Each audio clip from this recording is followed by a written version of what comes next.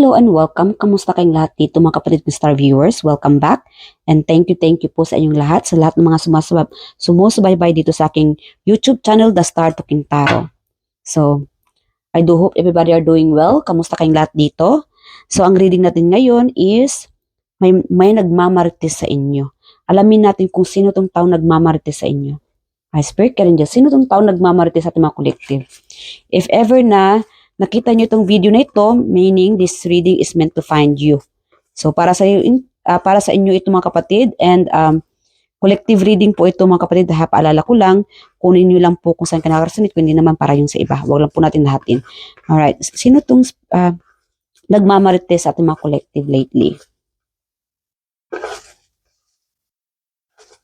Okay.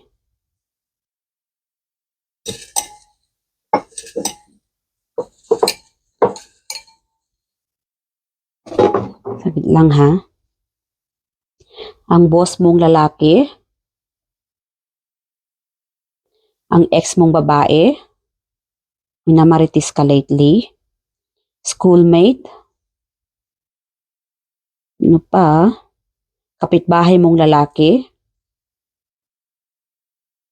ano pa, ang iyong karelasyon, minamarites ka ng karelasyon mo. Ay nako, ex, ito. Ang iyong ex na babae, si ex kapitbahay. This could be related sa kapitbahay mong lalaki, ano? Okay. Unknown. Meron tong unknown. Maybe stranger. Ang iyong katrabaho. So, something related sa iyong katrabaho or sa inyong boss or workplace, ano? Yeah, schoolmate, kapitbahay, ex ninyo, and karelasyon. So, alamin natin kung ang tungkol saan itong pinag-uusapan ka. Alright, Spirit Angels, tungkol saan itong pinag-uusapan or minamarites ang ating mga collective. Tungkol saan? Okay. Ace of Wands, Five of Pentacles, Ten of Pentacles, and Nine of Wands. This could be related sa away ninyo. Pagka nag-aaway kayo, minamarites ka, or kwento ka sa iba, lalo na kung ito yung karelasyon mo, ano?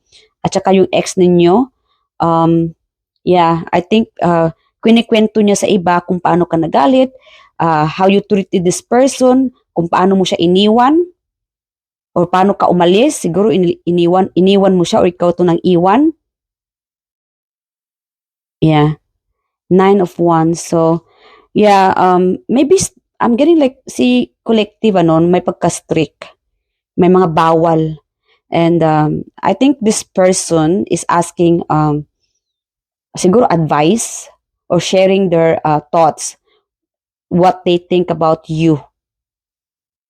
Yeah. Pagka sabihin natin na ang marites sa inyo, no? Si collective pag nagagalit yan, iba, napaka-strict. Yeah, lahat, I don't know, gagawin ang lahat para lang, kahit struggle man, gumagawa talaga ng paraan si collective na maabot or magawa yung gusto niyang gawin. Si collective, iniwan ako, siguro there could be a third party. Siguro nagkaroon siya ng haka-haka dahil may third party, kaya ikaw tong nang iwan.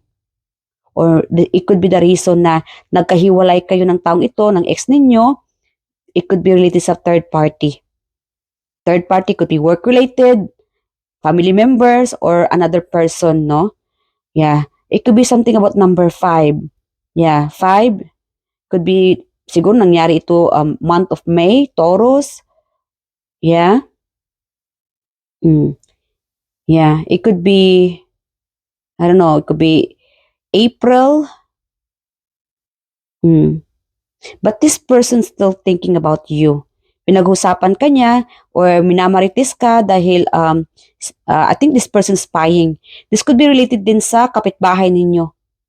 Yeah, ang iyong kapitbahay, spying on you, nagmamarites, pinag-usapan ka, you and your family or you yourself, ikaw ang naging topic niya dahil I don't know, sinisigawan mo siguro ang kapatid mo, a family member or kapartner mo, or very specific here, pagka nag-aaway kayo siguro ng partner mo, maingay. So, dinig na dinig ng kapitbahay mo kung paano kayo nag-aaway. Siguro marami ka ng kaaway dahil, I don't know, maingay ka. That's the reason na pinag-uusapan ka, minamarites ka dahil sa collective maingay, maldito, maldita. Meron naman ditong pinag-uusapan ka dahil kaawa-awa ka. Yeah. Naawa siguro siya sa'yo dahil ikaw tong iniwan. Dahil may third party, kaya pinagchichismis or minamarites ang iyong buhay. Yung iba naman dito, pinag-usapan ka dahil napaka-workaholic mo. Hardworking person. At naawa siya sa'yo dahil, I don't know, something about like, ikaw tong nagtatrabaho, ikaw tong naghanap buhay, but ikaw pa itong pinapalayas. This is very specific energy here. It's like, hindi ka na-appreciate ng kasambahay mo. Kaya pinag-usapan ka ng taong ito. And yung iba naman, pinag-usapan ka dahil siguro ikaw itong nag-abroad or ikaw itong sa pag-alis mo, you became more stable. Galante ka, naging masaya ang buhay mo ngayon dahil ikaw itong sumusuporta sa iyong pamilya. You have a happy family, financially stable. It's like, ang laki ng ipinagbago mo mula noon hanggang ngayon. Yeah. Yung iba naman dito, pinag-usapan ka dahil something about your eye. Para bang nag-i-evil eye ka sa kanila? Siguro pagka dumadaan ka, iniirapan mo siya? O itong kapitbahay mo? Or very specific here, lalaki? Yeah. I don't know, siguro pinag-usapan ka dahil sa mukha mo parang laging galit. Para bang tinitingnan ka pa lang niya, galit na galit o ayaw mo na sa kanya. Something about your facial expression, parang laging galit. Nakasimangot or yung mata. Sa mata pa lang, nakatingin pa lang yung mata ninyo or yung tipo na pagka biglang nag-lock yung mata ninyo ng taong ito, natataranta na siya. Natakot na siya. Yeah, para ka nang kumakain ng tao. Parang bigla ka na naging dinosaur. Galit na galit. Or it's just like your facial expression, mukhang galit. O siguro ikaw tong laging galit. Kaya nga meron ditong pinag-uusapan ka dahil maingay ka sigurong kapitbahay. Yeah. The bottom is the tower. Maingay o siguro something about na sa pamumuhay mo, para bang magulo. Someone here, mga kapatid kong collective, meron dito very specific para magulo ang buhay mo. And naiingayan yung kapitbahay mo kaya pinag-usapan ka dito. Okay. And meron tayo dito, pinag-usapan ka ng ex mo, hoping na, I don't know, maybe hoping itong taong ito na magkabalikan kayo, magkaroon ka ng reconciliation. Yeah, love, healing, hoping na hindi ka nagalit. Kasi meron dito sa inyo, galit ka sa taong ito or ayaw mo sa kanya. This could be related sa third party. Kaya iniwan mo siya. Or dahil siya ang nang iwan sa'yo. And this person talking about you, yeah, pinag-usapan ka ng taong ito, hoping na sana ay nagbago na. Nag-heal ka na, nag-heal mo na yung sakit. Or that past experience na sana nagbago na. No? Yung mga galit, sana napatawad mo na siya. This person doesn't know how to face you kasi ramdam na ramdam pa rin niya yung galit mo sa kanya. Kaya napag-usapan ka niya. And this person still holding on. Meron ditong pinag-usapan ka niya. Yeah, pinag-usapan ka ng taong ito dahil namimiss ka ng taong ito. Still holding on with this connection if it's about relationship or still holding on about the, I don't know, it could be friendship, no? Kasi meron tayo ditong I don't know, friend, something about friend. Siguro malakas yung friendship niyo ng boss mong lalaki or schoolmate mo or katrabaho or could be exes, karelasyon. Something about this person will never let you go. Pinag-usapan ka niya dahil malakas yung kapit ng relationship ninyo. No one will ever to be able to cut off that relationship. Yeah. Para sa taong ito, this person wants to hold on. Kaya pinag-usapan ka niya. Alright, this could be like again, karelasyon ninyo. Mahal na mahal ka ng taong ito, and I think this person is just sharing their experience between you and this person. Mga good times, mga bad times. Yeah. But this person will never betray you. Hindi ka niya iiwan. Siguro ikaw pa nga yung mangiiwan sa person mo eh.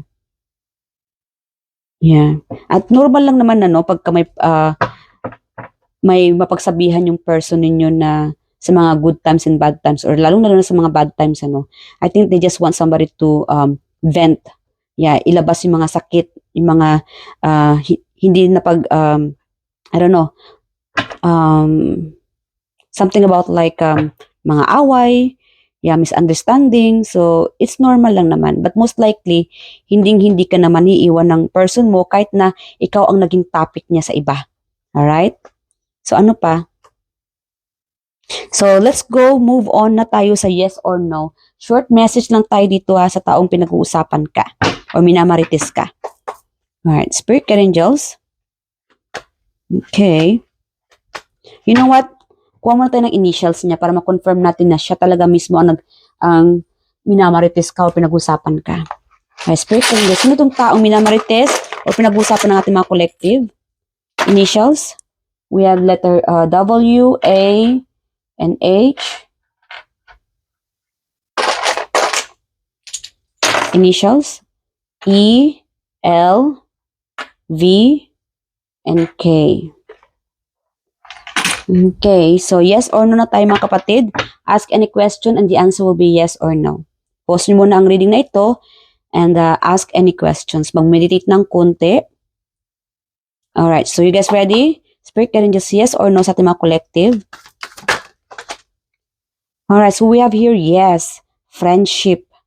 Maybe your friendship talking about you, having a party, celebration, may mag-invite sa inyo, thinking about you, napag-usapan ka dahil masaya kayo nung, I don't know, last time na magkasama kayo, you are having a good time, they miss you, reunion, celebration, parties, socializing, gatherings, indulgence, festivals, and festivities, gatherings, happiness, wedding, engagement party, graduation, baby shower, happy times. So yeah, and malakas din dito friendship, pinag-uusapan ka.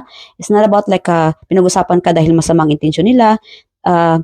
It's just that they're talking about having a good times with you. Right? Okay, so hanggang dito na mga kapatid. I do hope nag-enjoy ka sa reading na ito. I'll see you guys in the next reading and thank you. Bye!